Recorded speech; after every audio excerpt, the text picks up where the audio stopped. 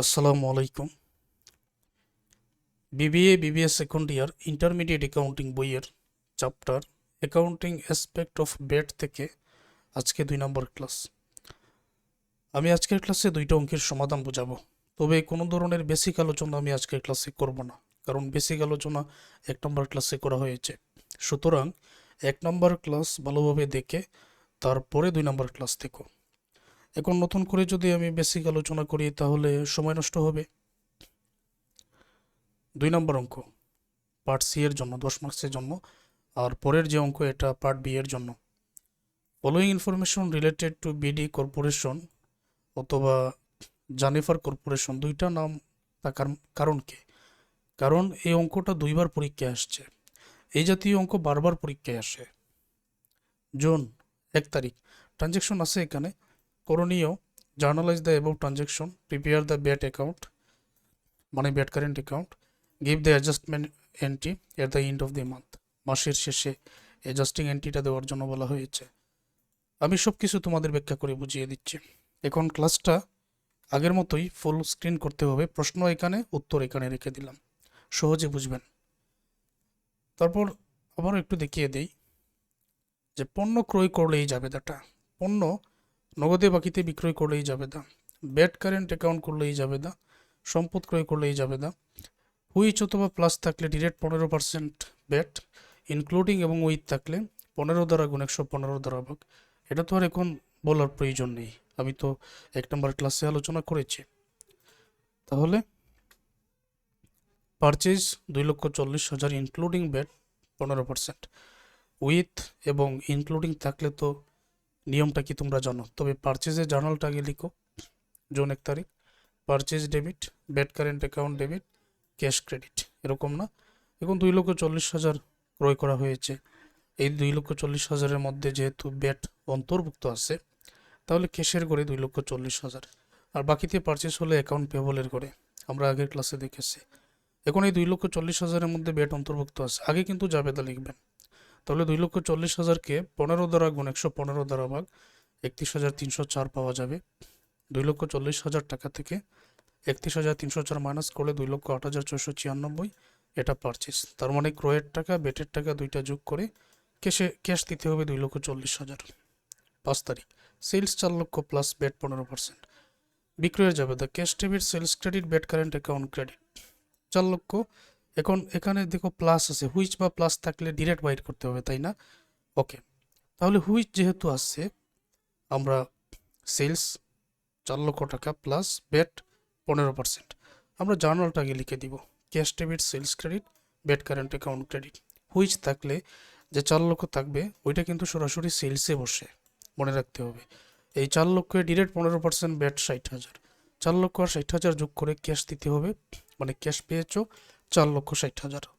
তোমাদের কি মনে আছে আগের অঙ্কটা, যে হুইচ থাকলে আমরা সেলস বা পারচেজের করেই প্রথমে টাকা বসাবো, তারপরে ওইটার উপরেই ডিরেক্ট ব্যাট বাইর করবো, তারপর দুইটা যোগ করে ক্যাশ বা দেনাদারের করে লিখবো, মনে আছে না? পারচেজ ফ্রম রকিব 4 টাকা 1 লক্ষ অ্যান্ড চার্জ 15% ব্যাট। রকিবের কাছ থেকে 1 লক্ষ টাকা ক্রয় করা হয়েছে, তার মানে এটা বাকিতে, চার্জ 15% ব্যাট। ক্রয় 1 লক্ষ, আলাদাভাবে চার্জ 15% ব্যাট। তখন purchase debit VAT current account debit আর অ্যাকাউন্ট পেবল ক্রেডিট হয়। তো এখানে হুইচ বা উইথ কোনো কিছু দেওয়া নেই, ধরে নিতে হবে হুইচ আছে। তাহলে পারচেজের গড়েই প্রথমে বসাতে হবে 1 লক্ষ হুইচ থাকলে, 1 লক্ষের 15% 15,000 ব্যাট, এই দুইটা যোগ করে তারপরে অ্যাকাউন্ট পেবল বা রকিবের গড়ে 1,15,000 বসাতে হবে। ক্লিয়ার এটা? বেট পেড টু গভট 40,000, সরকারকে 40,000 টাকার ব্যাট পরিশোধ করে দেওয়া হয়েছে। ওকে, তো এটা পরিশোধ করে দিলে আমরা জানি ব্যাট কারেন্ট অ্যাকাউন্ট ডেবিট হয়, ক্যাশ অথবা ব্যাংক ক্রেডিট হয়। তারপরে সেলস অন ক্রেডিট, বাকিতে বিক্রয় 50,000 অ্যান্ড চার্জ 15% ব্যাট। তখন এটা তো হুইচ ধরে নিতে হবে। বাকিতে বিক্রয় যেহেতু অ্যাকাউন্ট রিসিভেবল ডেবিট, নগদে বিক্রয় হলো নগদান ডেবিট করতাম। Sales credit VAT current account credit, তো সেলসের করে 50,000 প্রথমে, মানে এই 50,000 প্রথমে সেলসের করে। হুইচ থাকার কারণে ডিরেক্ট, মানে কোনো কিছু না থাকলেই হুইচ, ডিরেক্ট 15%। দুইটা যোগ করে তারপর অ্যাকাউন্ট রিসিভেবল বা ক্যাশের করে যাবে। Purchase supplies 20,000 including 15% bat. Supply 20,000 টাকার ক্রয় করা হয়েছে যেখানে ব্যাট অন্তর্ভুক্ত আছে। এখানে আবার দেখো অন্তর্ভুক্ত থাকার কারণে নতুন করে ব্যাটের টাকা যোগ করার প্রয়োজন নেই। সম্পদ ক্রয় করেছো সাপ্লাইজ ডেবিট 20,000, ক্যাশ ক্রেডিট 20,000। কিন্তু আগের অঙ্কের মধ্যে ভুল যেটা ছিল যে 20,000-এর 15% আরও টাকা যোগ করে তারপর বসানো হয়েছিল, আগের অঙ্কটার মধ্যে ভুল ছিল না, ওইটা আমি বলে দিয়েছিলাম। ব্যাট রিফান্ডেড ফ্রম গভ টাকা 20,000, যে সরকার থেকে ব্যাটের টাকা রিফান্ডেড করা হয়েছে, পুনরায় আমাদের কাছে মানে ব্যবসায়ীর কাছে নিয়ে আসা হয়েছে, পিডি কর্পোরেশনের কাছে। এই ক্ষেত্রে নগদ পেয়েছেন, ক্যাশ অথবা bank debit, VAT current account তখন ক্রেডিট। আর যদি সরকারকে ট্যাক্সের টাকা দেওয়া হয় ব্যাটের টাকা, তখন ব্যাট কারেন্ট অ্যাকাউন্ট ডেবিট হয়, আর রিফান্ড করার কারণে এটা ক্রেডিট হয়েছে, আর নগদ পাওয়া হয়েছে ক্যাশ ডেবিট হয়েছে।